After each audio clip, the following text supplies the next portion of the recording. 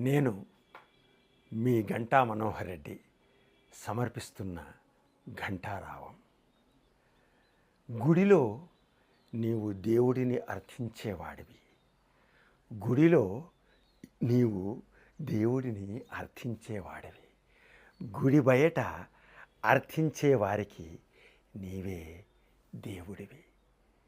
ఈ చిన్న 4 పాదాల కవిత మనకు చెబుతున్న అర్థమేమిటి, నీతి ఏమిటి అంటే, మనం గుడిలో వెళ్ళి భగవంతునికి మన కోరికల చిట్టాలను వినిపించి కోరుకుంటాం.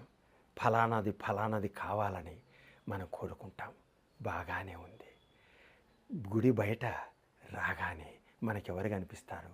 అక్కడ యాచకులు కనిపిస్తారు. యాచిస్తారు. అయ్యా బాబు అని మనల్ని వేడుకుంటారు. అంటే అక్కడ వాళ్ళు ఒకవేళ వాళ్ళకి మీరు ఏదో కొంత తృణమో పణమో వాళ్ళ పాత్రలో వేయగలిగినప్పుడు వాళ్లకు మీరే దేవుడు అవుతాడు. మీకు గుడిలో మీరు యాచించినప్పుడు దేవుడిని యాచిస్తున్నారు. గుడిలో నీవు దేవుడిని యాచించేవాడివి. గుడి బయట యాచించే వారికి నీవే దేవుడివి అనే విషయాన్ని మనం గ్రహించగలిగినప్పుడు సమాజ కళ్యాణం కోసం మనం మన వంతు కర్తవ్యం చేస్తాం. ఎందుకంటే పతితులార భ్రష్టులార బాధాసర్పద్రష్టులార అన్నట్టుగా ఈ సమాజంలో అనేక మంది పేదవాళ్ళు ఉన్నారు. ఆ పేదవాళ్ళ గురించి మనం ఆలోచించాల్సిన పరిస్థితి ఉంది. అందుకే డాక్టర్ సి నారాయణ రెడ్డి గారు చిన్న పంక్తుల్లో అద్భుతమైనటువంటి ఒక కవిత చెప్తారు.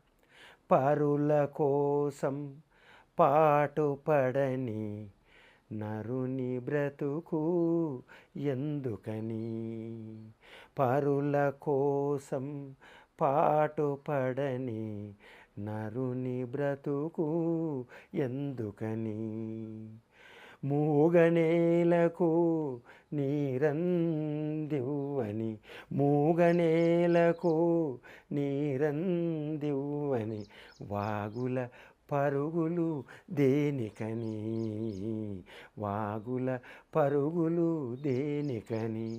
ఆ నేలకు బీడు భూములకు నీళ్ళు ఇవ్వకపోతే ఎంత గొప్ప నదైనా ఏం ఉపయోగం ఉంటుంది? అలాగే ఎంత గొప్ప జీవితమైనా, ఎంత గొప్ప వ్యక్తి అయినా, ఎంత గొప్ప ఉన్నతమైనటువంటి వ్యక్తి అయినా సమాజానికి ఉపయోగపడని మనిషి శవంతో సమానమే. అందుకే ఈ కవిత యొక్క అంతరార్థాన్ని గ్రహించి మనకు ముందుకు వెళదాం. అదే ఈ కవిత అంత